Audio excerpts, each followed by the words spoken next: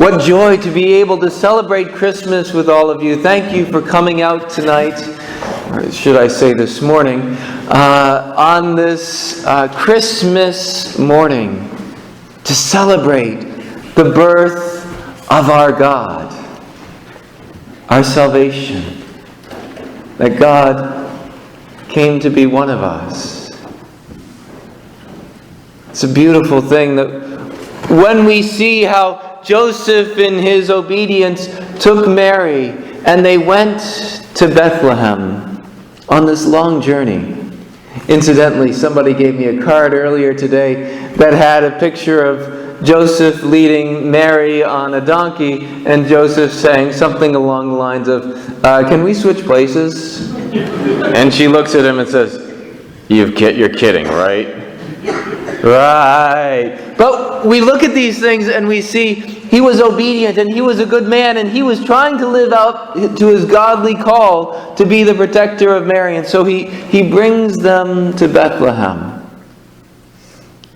But there's no place for them in the inn. There's no room for them. What is the inn? The inn is the place where there's conversation, where people gather. And there was no place in that common discourse for Jesus.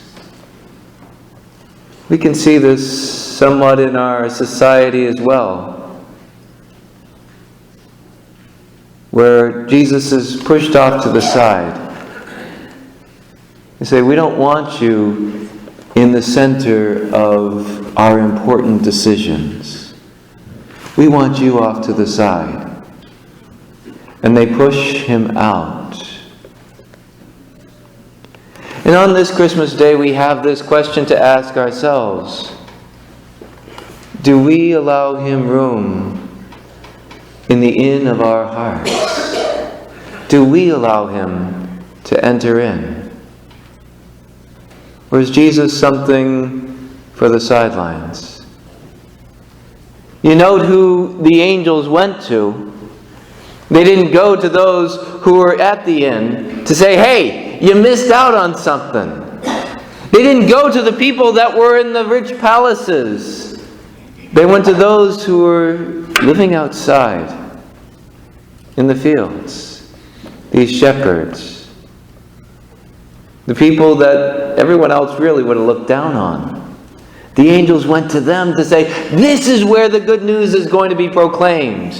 This is where it starts. Because they were not so centered in on themselves that they could say, yes, we will make room for Christ in our hearts. This is the beauty, this is the call that God has given to each of us, that we may find room for the Christ.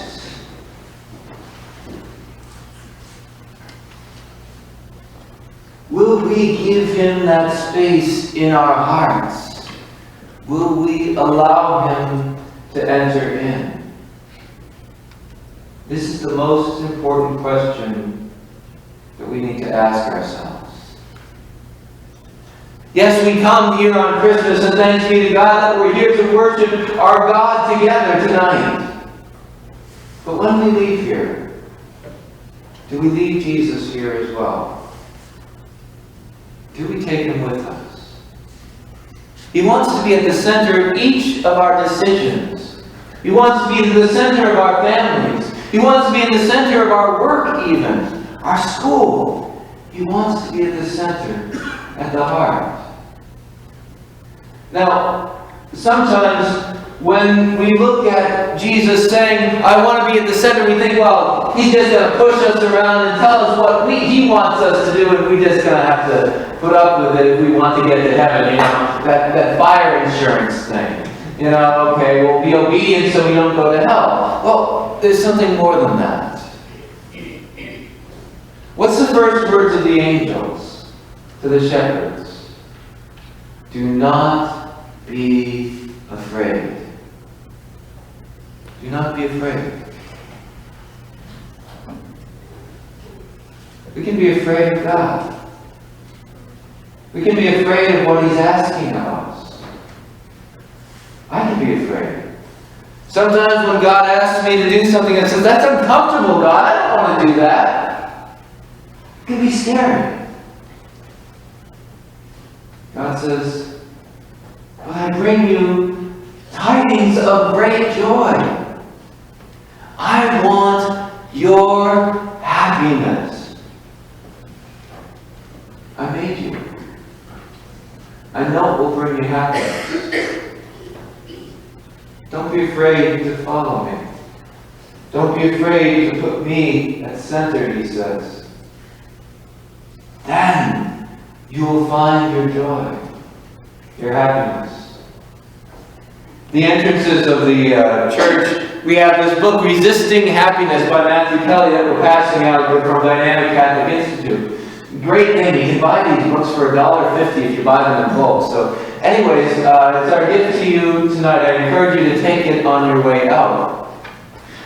As you read through this, you find Matthew Kelly's talking to us about how we so often resist happiness. We all want happiness. If we were to take a survey, how many of you don't want to be happy? No one of you are going to raise your hand. If you raise your hand, that means you need psychological counseling.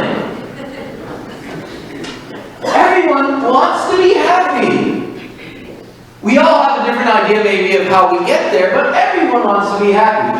The truth is, God wants us to be happy too. And He knows what will make us happy because He made us. He knows what's at the core. And He knows that turning in on ourselves is not going to be the way that we will find happiness, but rather turning out to be giving ourselves in love, in service to the people around us. But we resist this because we know this. We know those times when we've helped someone, we feel good. We're like peacocks, it all goes up. You know, we just feel really good when we go and we help people, right? And yet, we resist it. We resist it. We know what we're supposed to do, and yet we so often don't do it. It's like flossing. We all know we're supposed to floss. And yet, for some reason, my dental hygienist is always surprised when I walk in and I actually have flossed over the last year, 6 months. It's like, no one else does. I don't know. Now, God bless you to all of you who floss your teeth. That's great. Keep up the good work. But we know what we're supposed to do. And yet, so often we don't do it. We're afraid of the commitment or whatever. Matthew Kelly calls this resistance. He names it. That resistance to happiness. And I think that comes from some fear. Fear of what it's going to cost. And we forget to see beyond the cost to the payoff, the joy. Jesus says to us, "I want you happy. I want you happy. But you have to let me in.